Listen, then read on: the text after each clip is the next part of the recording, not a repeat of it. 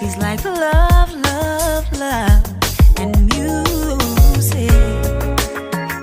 La la la, love, love, love, love, love, and music. Love, love.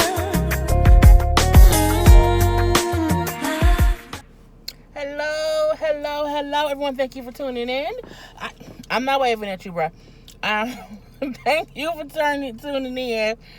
I am Jay Lee. This is Jay Lee's Corner. And this is another edition of Car Conversations on Jay Lee's Corner. Okay. It is nighttime. Y'all know what it means. I'm on my way home, contemplating if I was going to not go to work tomorrow. But I have to go to work tomorrow because my hair appointment is after work and my stylist is out by my job. So my end appointment take the day off work and then have until drive out here. Anyway, y'all see the title of this video. If you have not done so already, please take a moment to subscribe to my channel and become a whole Jaybird. Dun, dun, dun, dun, dun. Anyway, you know, like, comment, subscribe, all that good stuff. Man, tone was not. Or whatever. So I was on Instagram earlier today and all that good stuff, and I was scrolling, and I see the video. It is a video. I posted it on my IG. If you are not following me on Instagram, you need to be. Okay, you need to be following Jay Lee's Corner on Instagram. JAY_LEES_corner. Okay, go ahead and get you Emerson on that thing. But anyway, I posted the video on my Instagram. So it's an old video interview that Nas did with Wendy Williams back in 2002, right? Now back then, you know what I'm saying, I don't think Jay-Z and Nas was the best of friends or whatever. We know they had the whole beef, you know what I'm saying, diss tracks at each other, whatever, you know what I'm saying, on different sides of the coin and all that stuff. So we all are aware of that. So when I'm like, what? Nas said, what about Jay-Z? And I'm like, is it recent? He can't say that shit recently. I'm like, that'd be stupid. So, you know, I heard the video, I seen the video where they're talking about R. Kelly, and, you know, at this point in time, back in 2002, is when he was charged with the porn charges. Okay, that's when it happened. So that's also around the same time he and Jay did the Best of Both Worlds album. So all within that year, all that stuff happened. So in this interview, Nas is heard saying, in his Nas's voice, that Jay-Z had to have known, you know what I'm saying, that R. Kelly was messing with underage girls. You know, his exact words was, anybody who had been around R. Kelly had to have known, because he would have underage girls with him or whatever. Nobody can say they was around him then and didn't know. Like, you know, if you in the studio with him, you know what he got around. All this stuff about people, how anybody around him knew he liked young girls back then. He liked, you know, and Jay was in the studio with him all that time, you know, doing the album or whatever. So, you know, he had to have known. You know what I'm saying? Ain't no way he didn't know. I could have showed Jay the tape. You know what I'm saying? Ain't no way he didn't know the girl on the tape was 14 or whatever. So Jay had to have known that R. Kelly was fucking with young kids. So that's what Nas said back in 2002. But then in his next breath, okay, in the next statement on this video, he then says, because I know R. Kelly, I've been around R. Kelly, I was on tour with R. Kelly, and I know he need prayer, I know he need help. I didn't see nothing. And I'm like, hold on, Nasir, okay, with the sexy ass. So you mean to tell me that you was around with that man, you was also working with that man, you was on tour with that man, and you didn't see shit? You the only person who was around that man who didn't see shit. But you just said any and everybody who was around him and spent any time with him knew or had knowledge that he was messing with young girls. So why you exempt, Nas? Huh? Why you exempt? And the thing about it was, he was making a point to say Jay knew. You know what I'm saying? Jay-Z knew. And I'm like, I tell you all the time, you can't trust what nobody say about a person who they don't like. Okay? You can't, unless you see it with your own eyes. You gotta take all that shit with a grain of salt. You know what I'm saying? And as far as the accusation, okay, as far as the accusation, I'll say that you can't really believe at that point in time when Nas and Jay was beefing. And I do think this was in the time when they were. You know what I'm saying? Back then, when they were cool. They didn't get cool until, shit, recently. Maybe within the past 10 years. You know what I'm saying? They got, they became, you know what I'm saying, older men or whatever. And, grew past all the bullshit, the petty bullshit. But I don't think this interview kind of popped up in either one of their minds that night with Wendy Williams. And then Wendy even said, like, yeah, you know what I'm saying? Because people knew, I know this and I know that. So, again, it's a thing of this survivor R. Kelly thing is like pulling up so many things up out the woodwork. But at the same time, I feel like Nas a hypocrite. You know what I'm saying? As far as the interview he did back then. Not now. I'm saying then. And I feel like, was he just throwing Jay up under the bus because they wasn't on the same, you know what I'm saying? They wasn't seeing eye to eye back then. Because you can't say that everyone should see something, but then say, but you didn't see shit. Everybody but you can see stuff. Your vision ain't right. What's going on with you, Nasir? I'm going to keep calling that man Nasir because that's his real name. It's just bullshit to me. And the crazy part is, I don't think what he's saying is false. As far as the people around, I got gum in. The people around R. Kelly knew. I think the people closest to him knew. Hold on, y'all. Got rubber. I went up those come out the window. My window is cold. Don't worry about that. I hate when it's cold. My window be like making a crazy witchy noise. But it's safe to say R. Kelly's inner circle absolutely knew what was going on. It's also safe to say, other people did know.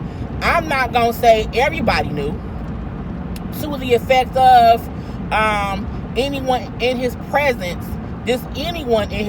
he had young girls around. But I do feel like R. Kelly, in the sanctity of who he trusted, he would have young girls around, period. You know what I'm saying?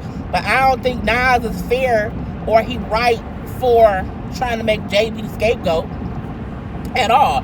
And I think they're going to probably put up other stuff that people have said, over time. I talked about the whole Dame Dash thing. When Dame Dash was saying how, I wasn't with that shit. I wasn't supporting him, you know what I'm saying? I didn't work on the Best of Both Worlds album. That wasn't right. That wasn't me. Bro, you was in the goddamn Fiesta video dancing, you know what I'm saying? Twerking and just out there, just dancing around all over the place, you know what I'm saying? Shucking and jiving. So I think people at one point or another were trying to blame other people for what they may have knew. But at the end of the day, Nas, if you knew back then, you ain't say shit. Dame, if you knew back then, you ain't say shit. Because when Best of Both Worlds video came out, if I'm not mistaken, I think Aaliyah had she already passed away? I think Aaliyah had already passed away at that point in time. If I'm not mistaken, I can't, because she passed away at 22. I can't remember what the year was right now as I'm driving. But I feel like, Dame, if people, it's the weird thing of people like, I was so-and-so knew, I heard. But nobody really outwardly said shit. It was a thing, everybody trying to point the finger at somebody else about R. Kelly being a goddamn pedophile, fucking with people. But no one said shit. And now that we had this whole expose that came out in heavy detail showing everything, now everybody got stuff they want to say. Then, even to piggyback off of that, Ayanna was on Sway's show a couple days ago. I think it was like it may have been last week. I don't know, recently, within this year. She was on R. Kelly. She was on Sway radio show. And, she brought up, the R. Kelly thing. She brought up how he, him or his people had contacted her on her show because he wanted to come on her show. And she turned him down. I'm not surprised because, on Ayanna's show, you have to be willing to be honest about what you're accused of. And R. Kelly ain't not near time in his whole life admitted to doing anything. Okay? He just recently admitted, and that's only through his lawyer, that he did marry Aaliyah. He then lied and said, well, I was married to Aaliyah, but she lied and told me she was 18. You was a damn liar. Boy, you was a lie. Okay? You was a liar. Okay? Or up and through. So I feel like Ayanna had the right idea. He didn't fit the criteria. You know You know what I'm saying? To be on the show, we prefer to have people who are ready to do the work. You know what I'm saying? To be honest and open about whatever's going on or whatever happened. You know what I'm saying? To be able to be broken down and built back up. I feel like if R. Kelly would have went on Ayana's show, first of all, it would have had to been a multi-episode show. She couldn't have him on there for like one episode. And I think that's what she meant by saying he wasn't ready for how heavy it was going to have to be for him to be on my show. Him on that show would have had to be at least like a 3-episode, a whole fucking season, okay? A whole season to unpack all the bullshit of it all. Because it would start with him, being molested as a kid, you know what I'm saying? Him messing with young girls once he got older, and then now him holding them girls hostage. And I'm gonna touch on that too. I was trying not to really do so much on R. Kelly because that surviving R. Kelly thing was just so draining on my spirit or whatever. But I can speak on it now because it's just a little bit different. But I feel like, damn it, I forgot what I was about to say. Son of a bitch. I completely forgot what I was about to say, and so we're gonna move on from that. But yeah, it would have had to been a whole little 3-day thing where he would have had to come on here and just admit to what he did, and that wasn't gonna work. I'm so mad I forgot. I had a whole little point that I was about to make, and I can't remember what it was right now. But so you know what I'm gonna do? I'm gonna end it here because that means I gotta be done talking, and if I think about it later, I'll add it on once I get home or whatever. Oh, what the police doing around here? Oh, there's one people over, not me. But yeah, so I just need everybody to own up to knowingly or unknowingly ignore. I remember, y'all. I remember the whole he holding girls hostage thing. I'm gonna say this, okay? And don't shoot me, okay? Don't come after me. I don't wholeheartedly believe the word hostage is the right word to use for the girls who he still have with him who are now adults. I feel like he has them brainwashed, absolutely. Do I think he's not allowing them to leave? A little bit. But I also feel like they don't want to. I think it's a bit of both. I think it's a bit of him, but also a bit of them not wanting to leave, because he has them so brainwashed. That's what I was trying to think of to say.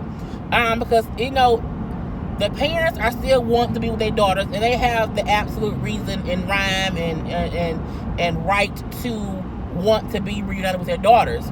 But at the end of the day, if your child is an adult, and if the police is asked, like if the police is there, like, we doing a welfare check, we're told that you are being held hostage, are you? If you keep saying no, at some point, we as the community, as the viewers of the public or whatever, have to stop using the word hostage. He got them girl brainwashed and they don't want to leave. Okay? They still victims in one way or the other, but at the same time, I don't want to use the word hostage. I think we should not use. I don't think he's holding them hostage. I think they can leave if they choose to.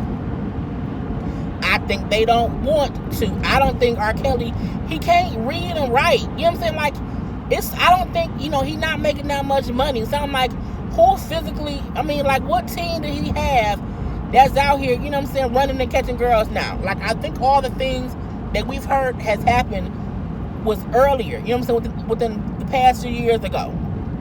I think right now, he don't have enough money to have enough staff to be out here holding girls hostage, and if a girl try to leave, go chase her down and all that. But not only that, that's one part of it.